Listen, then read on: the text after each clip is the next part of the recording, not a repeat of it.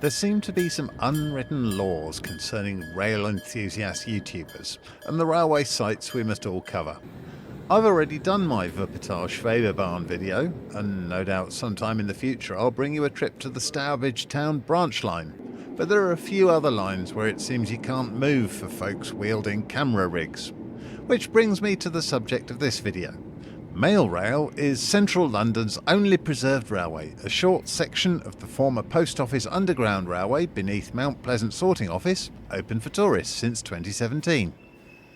The Post Office Underground Railway opened in 1927 and ran 6.5 miles from the East London Sorting Office in Whitechapel to the Paddington office in the west, joining central London's main postal offices. It's a 2-foot gauge electric railway with a cramped loading gauge designed for unmanned mail trains, and it shifted the capital's post uninterrupted up until its closure in 2003.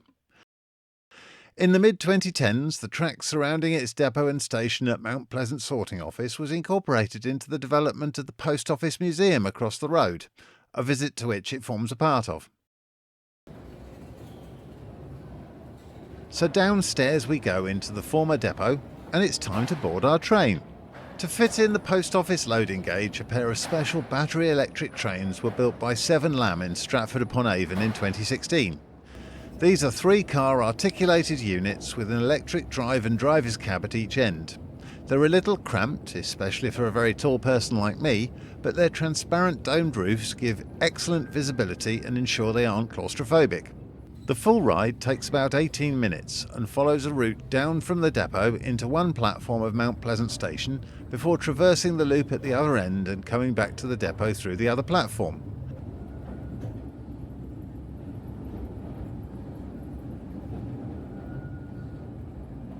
There are stops along the way for film presentations about the history of the line and what it was like to work there, hosted in part by a former Mailrail employee. The platform you're about to see looks much as it did on the day it shut down in 2003.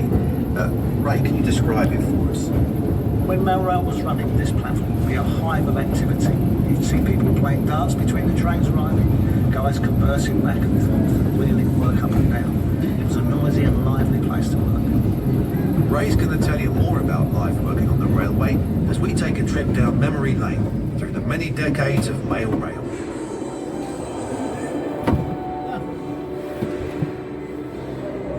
We're under Mount Pleasant Sorting Office, heading east to Whitechapel.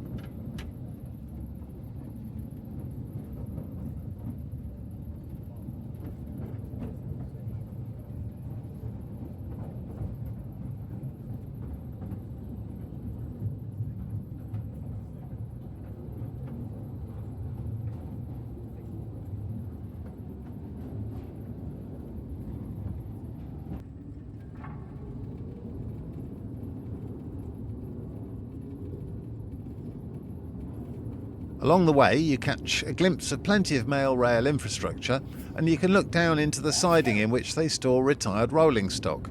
I wish the ride wasn't restricted to such a short section of the network and that it was possible to see some of the other stations, but it's understood that if you're not a rail enthusiast, there's not much excitement in a lengthy tunnel ride.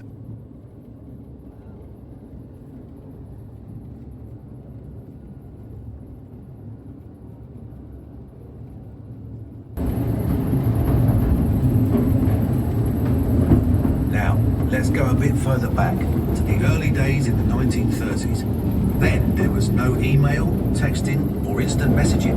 Whatever the message, it was sent through the post. So there was a lot of mail to move.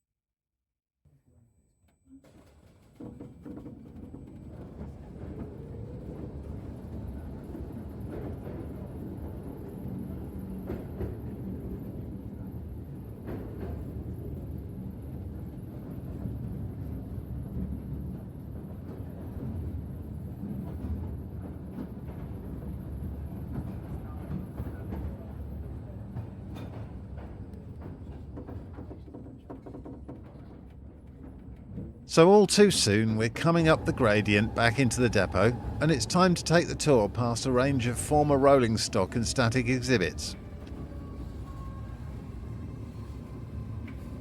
It's a bit of a surprise how much of the early rolling stock survives. After all, there were several rounds of replacement over the 76-year period it was in use. If you have a spare afternoon in central London then, Mail Rail and the Postal Museum of which it forms a part are definitely worth a visit. You have to book ahead on their website, which I've linked below. Now it's on to the next in the never-ending must-film spots of the travelling rail enthusiast. If you like this video and my other ones, please like, comment and subscribe, and of course you can support me directly through my Ko-fi page linked below. Interrail passes ain't cheap.